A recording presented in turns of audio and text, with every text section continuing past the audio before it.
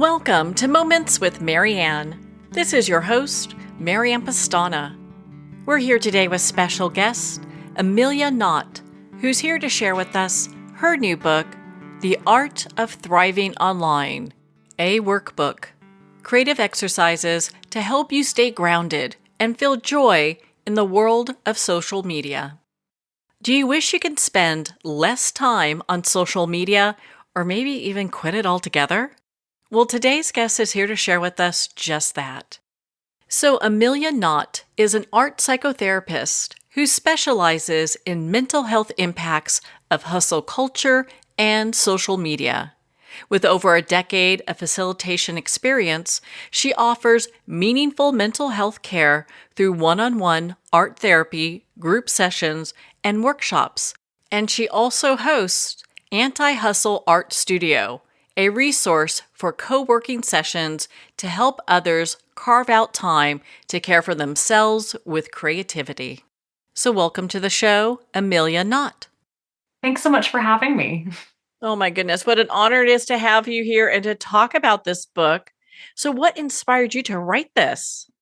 I mean, first and foremost, I think it's such a topical conversation. I think between the things I discuss with my clinical clients as an art therapist, the things I'm talking about with friends and family, and I mean, also just in my own personal life and my relationship with social media, I think it's so universal that so many of us experience this tension in our online lives between, on one hand, feeling like there's a lot of meaning and real usefulness in the digital platforms we use every day, but also at the same time knowing that social media can really harm our mental health. And I think a lot of us are stuck kind of holding this paradox between oftentimes wanting to leave social media, knowing that it can negatively impact us, but then at the same time knowing that it's a real source of community, inspiration. It's often what makes it possible for us to live and work in the digital age. So I think when I approached writing this book, I really wanted to create a resource for people who are kind of holding that paradox, oftentimes wanting to leave but not feeling like they had the choice to. So instead of offering kind of a step-by-step guide that maybe relies on strengthening willpower or even giving the advice to leave the platforms, I think the art of thriving online really is about kind of taking a look at our relationship with social media and finding creative ways to coexist with these technologies and reflecting deeply about what wellness could mean when we choose to stay online, when we choose to live a life that is interwoven with these platforms. Well, you start off the book talking about digital wellness. And I think for a lot of people, that can seem like a little bit of an oxymoron for them when it Yes. comes to thinking about wellness and our digital lives. And so, how do we get to this place of understanding that there could be wellness there for us? I mean, I think I'm glad you mentioned the word oxymoron because it's true. And we should say right off the bat that social media apps aren't designed with our psychological well-being in mind, right? They are meant to keep us online as long as possible. And that often has the impact of fracturing our attention, making us feel like there's this never-ending urgency to stay up to date with the news or be available at all times, right? There's so many reasons that being online can leave us feeling unwell, right? Consuming that amount of information nonstop. And I think in this day and age, finding a way to be in those spaces and feel well. I mean, I know for myself, it's kind of the homework of my life. Well, I like how in your book you mentioned that thriving online isn't about trying to spend less time scrolling, it's about maintaining our mental health. So, what does that look like? Well, I think it looks really different for everybody because all of us use these digital tools in different ways, right? Some of us might be online to maintain relationships with people who are far away. Some of us might need to be online and kind of connected with the news cycle or using these tools for work. So I think it really comes down to the individual ways each of us use them and the ways each of us feel vulnerable online. I mean, I can use myself as an example. most of my work as an art psychotherapist exists in the digital realm and relies on being on social media. So I know for me, digital wellness looks like feeling like I have the chance to step away and have a boundary between my work life and my personal life. It also means kind of cultivating a sense of presence in my body to know when I've been doom scrolling for too long, for example. And I mean, I think the most important part, and this is something that I think a lot of people can benefit from, is having different kinds of creative practices, whether that's art, writing, collage, maybe that's even digital art, as a way of grounding in what's true for us and getting a sense of how we want to express ourselves, what feels authentic and what feels like our own personal voice, right? We're so inundated with, I mean, the word influence comes to mind. We're so influenced by just the torrent of information and opinions we see online. And I really think that for me, digital wellness means having creative practices to return to over and over again, to really stay tethered to myself and the things that feel true and correct for me. So, I mean, in short, I think digital wellness means having ways of returning to ourselves over and over again. And I think art, whether that's again, writing, collaging, making playlists that could be different for everybody, those are really ways that we can stay in conversations with ourselves. I know earlier you mentioned about the work that you do. What are some of the ways that social media really exploits our psychological vulnerabilities? Gosh, I mean, there's so many ways, right? And something I'd like to remind clients of when they say, or when they're being hard on themselves for maybe it's hard to put their phone down, is that, every app is designed by teams of behavioral psychologists, right? Giant budgets going towards keeping us online as long as possible. So, I mean, one way that I think a lot of us are familiar with is just how hard it is to actually put the phone down. Things like the endless scroll feature in our For You page means that there's really no end to the content that we could be consuming, right? It's easy to spend hours and hours uh, online and take our attention away from the things that we might want to be spending our attention on. That's one way. I mean, another common one I think a lot of us are familiar with is just how algorithms really reward the most inflammatory messages, right? We see a lot of fear and anger on social media platforms, and that's because those are the things that we're most likely to engage with, right? It's not necessarily that the world is getting scarier and angrier. It's that a headline that uses perhaps really scary or inflammatory language is likely to perform well. So the digital landscape most of us inhabit is one that is really shaped by fear, by division, by stoking conflict between people. So I think that's another place. If we're feeling angry or anxious, it's because those types of rhetorics really thrive in digital space. So, how do we go about cultivating a new relationship with social media? I guess the first place my brain goes is that so many of us use these tools really passively, right? And let the app or the algorithm determine the tone of that relationship. And that's pretty disempowering, right? I think what creating a new relationship with social media could mean or look like for a lot of people is remembering that we also have agency, right? We get to make some decisions about how we show up, what we see, what we don't see. And that's not true in every aspect of our digital lives, but I think first of all remembering one that we have some choice and can make decisions about how we engage in digital space that really work for us and what we need for our own mental health. That's a huge important one.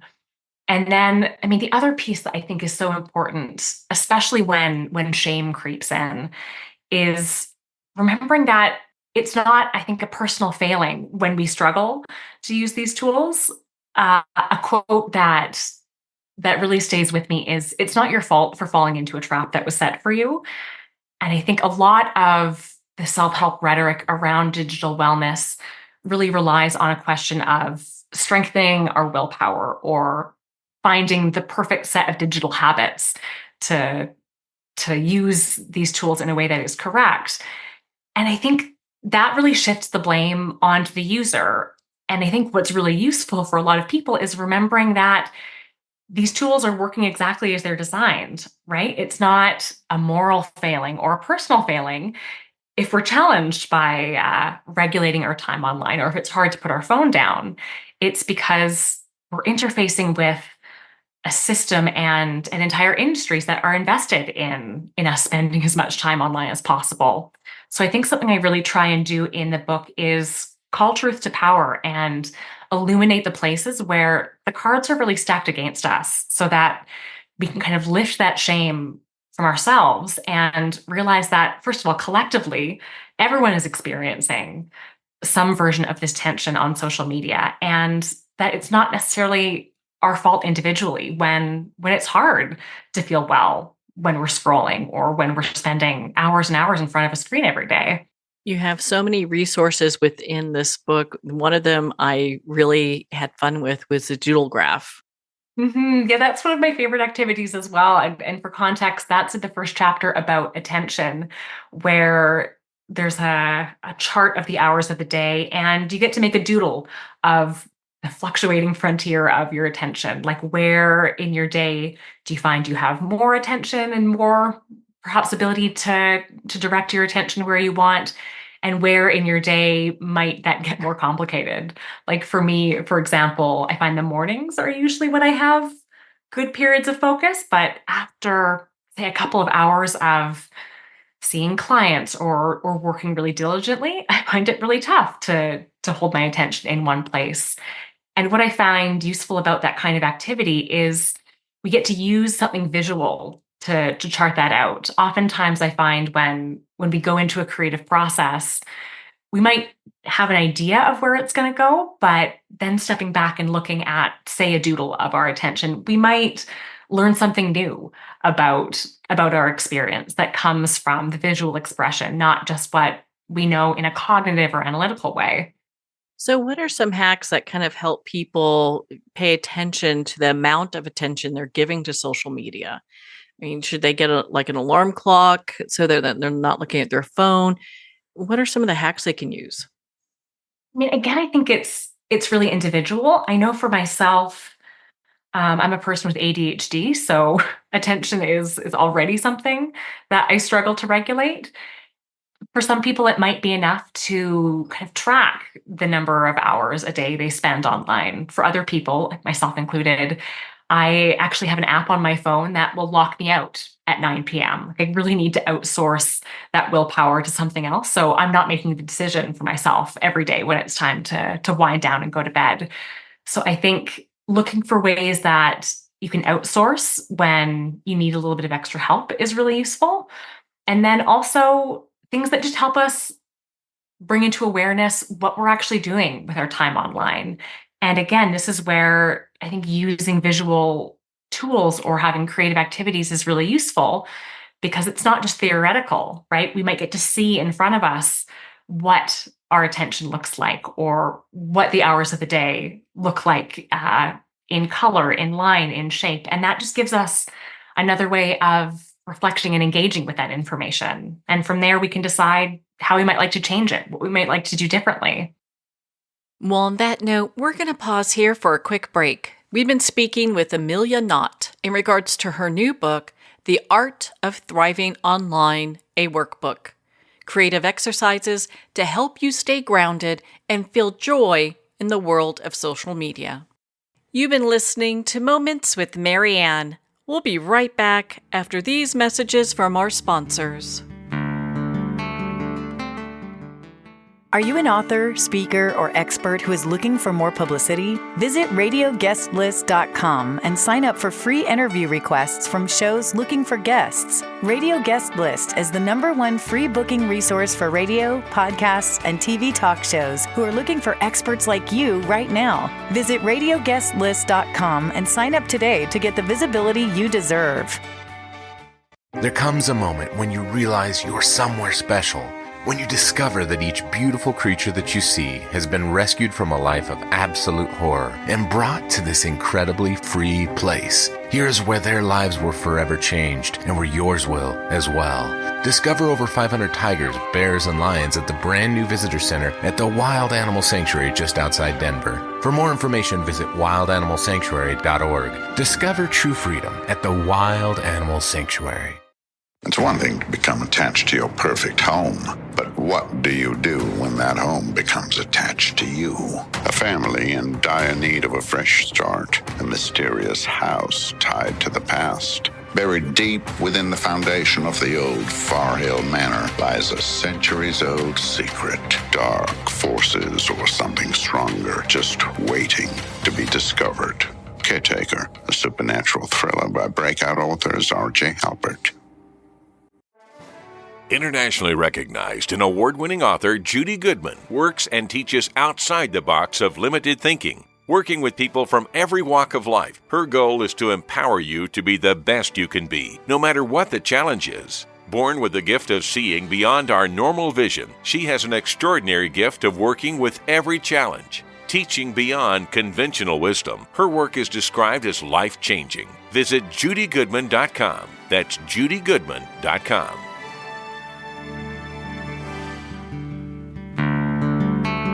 I'd like to thank Jason Eastwood at Guitarfulness for sharing his inspiring music and talent with us. His music is known worldwide for cultivating atmospheres of harmony, inner peace, and clarity. Visit Jason's website at guitarfulness.com. Join his newsletter, be part of his community, and download his music. Welcome back to Moments with Marianne. We're here today with special guest, Amelia Knott, who's here sharing with us her new book, The Art of Thriving Online, a workbook. Creative exercises to help you stay grounded and feel joy in the world of social media. How does your book go beyond the traditional detox, digital detox that people talk about? I mean, first, I also want to say that I don't think a digital detox is a bad thing. I think it can be really useful to take a step back and really consciously use these tools less. But I know for so many people, they might do the digital detox and then find themselves returning to those same habits of screen time.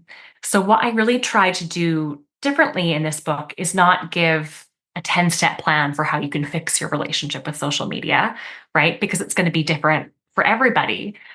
But what I really endeavored to do is offer a set of creative prompts to help people explore, express, and come to their own personal definition of what it could mean to have a conscious relationship with social media.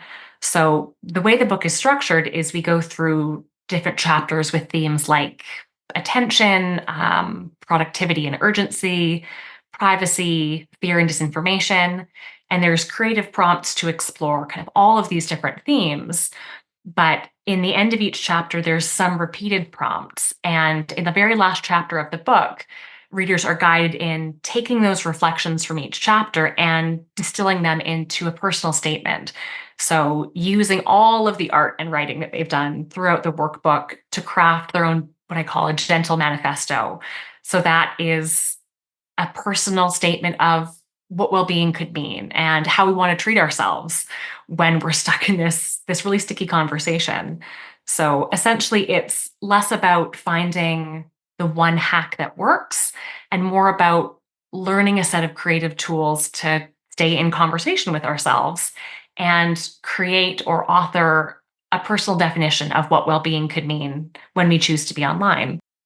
So, what role does creativity play in forming a conscious relationship with social media? I think creativity is one of our most valuable allies when it comes to caring for our mental health in general. Something I often say is that words can feel really limiting. And for a lot of us, being in the cognitive or analytical part of our mind doesn't help us get to the root of what is painful or what we're struggling with. I know for myself, I can really think my way out of a lot of things, but when I sit down with painting or with drawing or even just writing, kind of free writing and poetry, I'm often surprised by what comes out, right? It kind of bypasses what I already know to be true and makes it possible for me to maybe even learn something new about what I'm experiencing. And I think the other thing about creativity is it allows us to imagine a different future, right? It's an inherently creative act to imagine a different possibility for how we might like to move through our lives or how a relationship could be different. So, not only is it kind of an expanded tool belt for how we might express and get to know ourselves, but also I think is really the foundation of how we might move into a different era of our lives where something could be different than it is in the present. How important is that? One of the things I really appreciate about your book is you talk about the burnout scale, and I'd love for you to share that Mm. with our listeners. Mhm. Yeah, I mean, burnout, I think, is really misunderstood. We're seeing a lot of conversations about burnout in the zeitgeist right now, and I think that's a great thing. But maybe I'll give an example of a workshop I was running. I was doing a workshop with a group of doctors and nurses, and we were talking about the definition of burnout, which is not actually what most people expected it to be. It's the point of maybe our empathy is decreased. Maybe it feels harder and harder to kind of reach our benchmarks for accomplishment. We feel emotionally exhausted. So we were looking at that definition of burnout, and someone in this group commented, "Okay, if that's the definition of burnout, then every doctor and nurse I know meets the criteria." And the group laughed because that rang true, but then they also stopped laughing. Right? I think we think about burnout as the crisis point or the boiling point when you've gone so far beyond your capacity that you need to take a full break, or there's some crisis unfolding in your life and you require professional help to get back to a place that feels good and functional, when actually burnout I think happens way earlier on the scale. So the activity in the book that you're talking about asks the readers to think about burnout in terms of a scale of 1 to 10. Maybe 1 is where we're functioning at our most optimal, most regulated. 10 would be the absolute crisis point. And so looking at each individual place on the scale, what does a 1 look like? How do you know in your body, in your interactions, in your digital habits when you're at a 1? How do you know when you're at a 10? But then importantly, looking at what would a 6 look like on that scale? So not fully in crisis mode, but at a place where perhaps you still have the ability to make a different choice or seek help or make a change. And I think getting to know the personal signs of when we're in that warning zone at a 6 out of 10 is helpful because it means that we have the literacy and I think the self-understanding to make changes before we get to a point where it's kind of too late. So, how do the prompts in your book help people process emotions related to their online experiences? Hmm. I think one of the things I'm most proud of in the book is what a range of types of prompts there are. Everything from journaling questions to reflect on their responses to certain ideas, but then also places that really just invite visual expression without needing to plan out the final outcome or know the answer. And I think within that, when we allow ourselves to create with invitations or prompts like that, it gives us a space to practice, again, not being the expert, not knowing the answer, and being gentle with ourselves, seeing what emerges. And I think that's the exact same skill that we can bring to our attitudes towards digital wellness, right? Getting to explore as we go and try out different things to see what works for us instead of needing to get it perfect on the very first try. And that's really the philosophy behind art therapy, right? It's much more about how the process feels than how the finished product looks. So I've really tried to bring that ethos into the prompts in this book so that there's lots of spaces within the book for readers to write and draw and cut and add their own images to get to have that imperfect exploration for themselves. There's so many great resources in this book. That's one of the things I love is there are many different approaches that you have. So people can do the writing and the cutting and creating as they are going through their own experience within this book. And I think that's another important piece too, is to have those places to stop and integrate. Like there's big chunks of text where we talk about, the history, the social implications, the political implications. And then there are these points to pause and really integrate what you're thinking about, what you're learning, and get to move your hands and do something visual while you really digest those conversations for yourselves. For those growing up online, what are some of the just things that we need to be aware of and I guess have some more compassion for because it's so different than when I was growing up?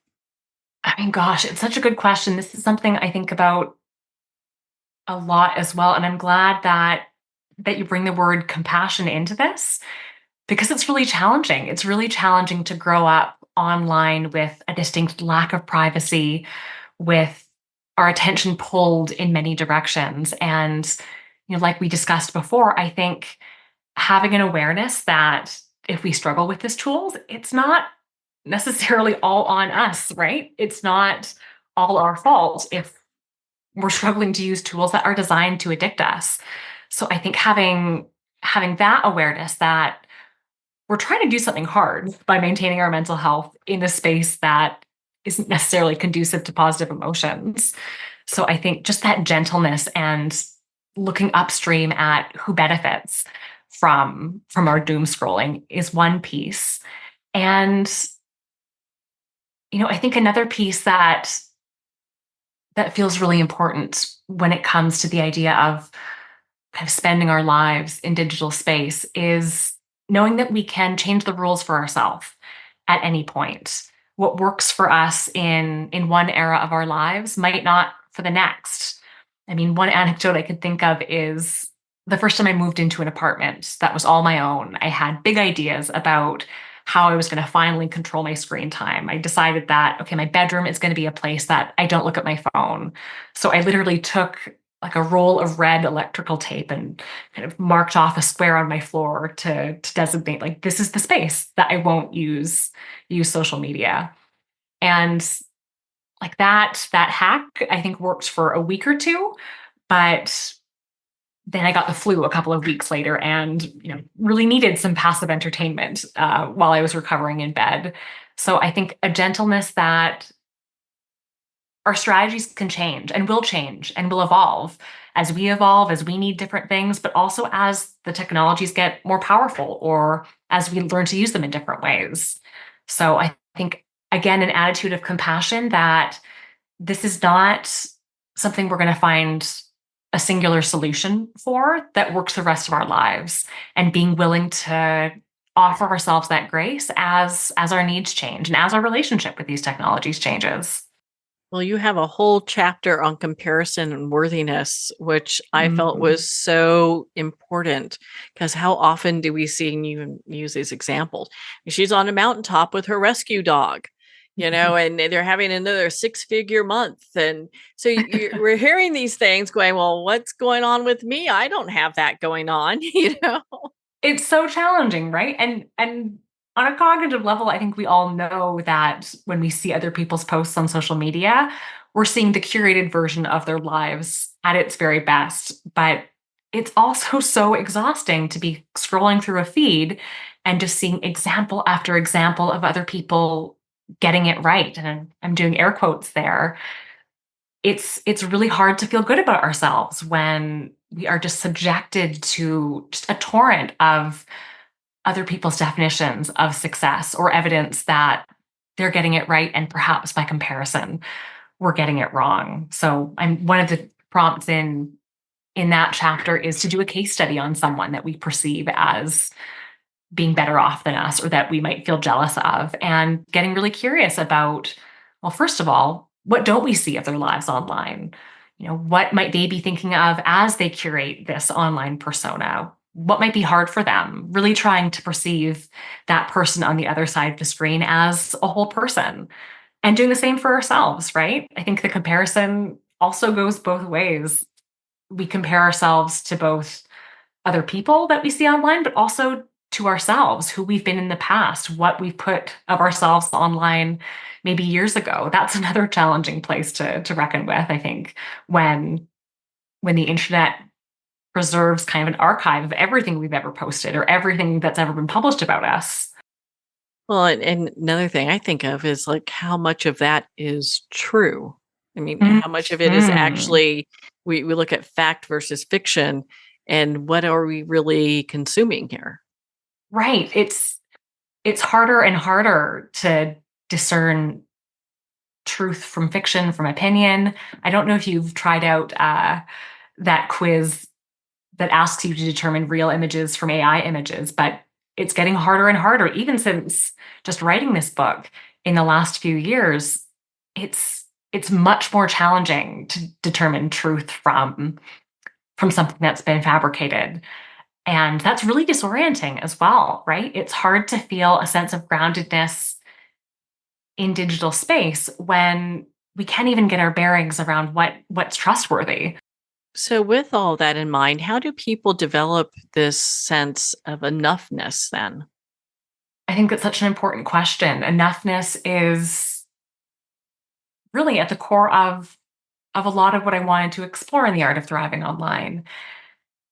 I think what it comes down to is really being in touch with ourselves and asking, like, what are my own metrics of enough or success, and having that articulated before we go into digital space, right? If for me, what feels like success is, having enough time to take my dog for a walk for an hour a day, or having close connections with my friends who live down the street, or maybe it's even something like having enough money to cover my basic needs. If that is my personal definition of enoughness, having that articulated for myself so that when I go into social media and see all of these other examples of what success could look like, I can remind myself, like, okay, yep, that is this person's definition, or that is something that's being sold to me.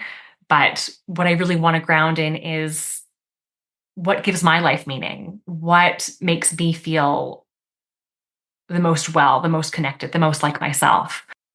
Thank you for sharing that with us. I think that's so important, and it's a very interesting landscape we traverse when we were talking about social media. In your book, you share so many examples that are creative of exercises that people can do. What is one that's had a real impact on you? Well, I think going back to your last point, there's one activity about creating personal metrics of success. So, I mean, there's so many things that we learn to count, right? Like the number in our bank account, or the the vanity metrics of followers on social media. Those can be really external definitions of success. But one of the invitations is to think about other things that you might count in your life that serve as evidence that you're really living in alignment with yourself. So maybe it's the number of coffee mugs beside your reading chair, the number of bedtime stories you read to your kid, thinking of something personal that serves as kind of a little case study or proof that you're in connection with yourself and living into your values, and actually making a punch card out of that.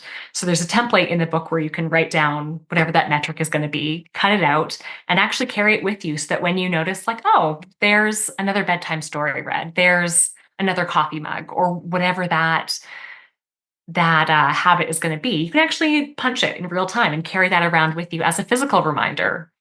So, what are some of the key benefits of staying connected online while maintaining a very conscious awareness of its impact? The first place my mind goes is my best friend lives in another city on the other side of the continent. I think one of the real gifts of social media and digital tools is that we can maintain relationships in a way that might have been more challenging pre-social media or pre-internet. I think another benefit is that social media allows us to find people who are like us. There's things I think that we carry around with a lot of stigma, and something that's amazing about the internet is we can actually find the communities of people who maybe have the same experience. Another example in my life is that I didn't realize I had ADHD until I spent some time on TikTok. I know that's a really classic story for a lot of people, but it was the vulnerable sharing of other people, especially women, in their experiences of neurodivergence that started to make me feel less alone. Like when people would share, I had this experience or this thing has been tough for me, it was really validating and actually made it possible, one, for me to feel like I could belong in that community, but that also that there was support, maybe in ways that I wasn't finding in my in-person relationships. So I think oftentimes, in the best case scenario, we can find safety and support and community when those things might not be available in our local area. So we can maintain relationships in a way that is fairly easeful.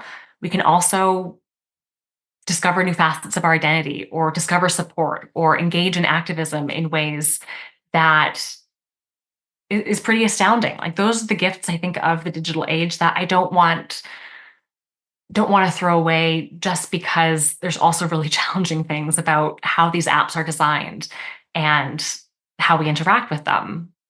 There's so many positive aspects to it as well as negative. I think the thing that I am taking away from your book, it's really looking at how we can discern, the Mm. positive and the negative, and then also looking at how we can really kind of set boundaries within our social media use so it's not out of control. I think that's really the intention. I don't think we're ever going to come to one clean, perfect answer about whether the internet or whether social media is good or bad for us. It's always going to be this paradox. And that's challenging, right? Holding two truths simultaneously. I mean, that's often the work that we do in therapy, right? Is letting two things be true at once. And if we're doing that, if we're holding that our time online is meaningful and valuable and useful, and at the same time also has the potential to be harmful, then how we want to engage in those spaces, what boundaries preserve the meaning and usefulness, but also protect us from the places that it might be detrimental to our mental health. What would you like readers and our listeners to take away from your book?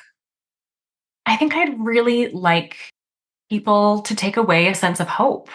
I think it can feel really defeating to try and untangle our relationships with social media and feel like we're stuck, right? Feel like we're really trapped in using a tool that maybe we don't want to, but feel like we don't have a choice about leaving. I think if if I can pass along anything is that I feel hopeful that we can find ways to coexist with these technologies and that there are strategies for navigating them in a way that honors what we need to feel well in the world and that will change, right? And that we'll have to relearn those lessons over and over again. It's not a failure to have to start again or try something different, but I think what has been so important for me in my own evolving relationship with social media is just a fierce self-compassion that this is hard, right? That this is a really challenging thing to try and navigate and is only getting more and more challenging, as technology gets more and more advanced. So I think more than sorting out how exactly to navigate social media, I think what I really hope people take away from this book is some new tools for how to stay in empathetic, compassionate conversation with themselves as they hold perhaps a lifelong exploration of what it means to try and stay well when we choose to be online. What advice would you like to offer our listeners that are wanting to create a healthier online experience today? Oh my gosh, there's so many places to start.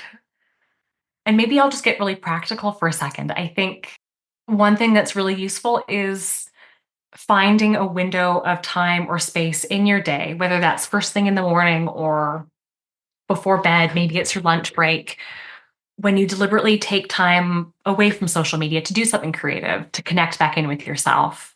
In my own life, that looks like taking time in the morning to read or to write.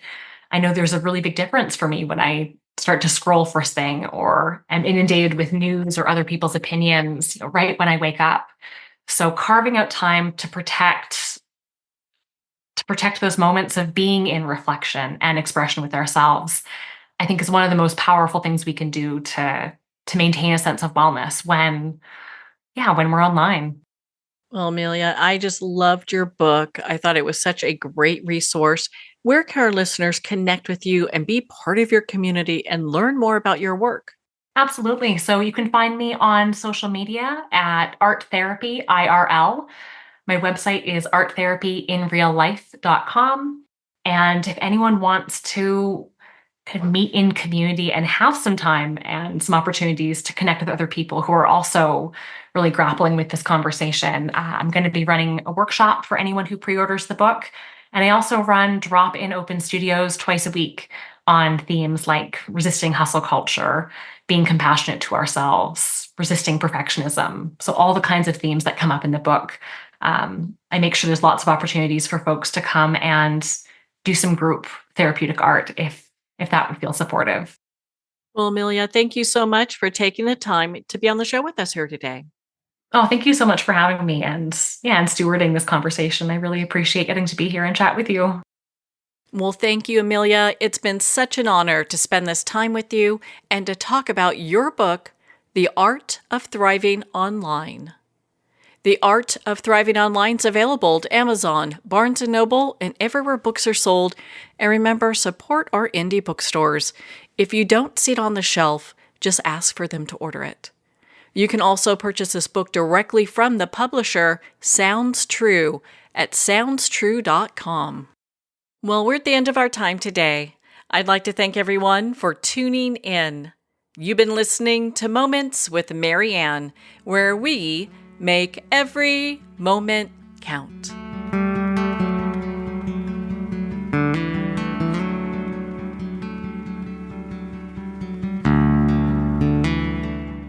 In a single moment, your life can change. Moments with Mary Ann is a transformative hour that covers an endless array of topics with the best of the best. Her guests are leaders in their fields, ranging from inspirational authors, top industry leaders, and business and spiritual entrepreneurs. Each guest is gifted and a true visionary, a recognized leader in her own work, and while teaching others to develop, refocus, and grow, Mary Ann will bring the best guest and sometimes a special surprise. Don't miss this. You never know just which moment will change your life forever.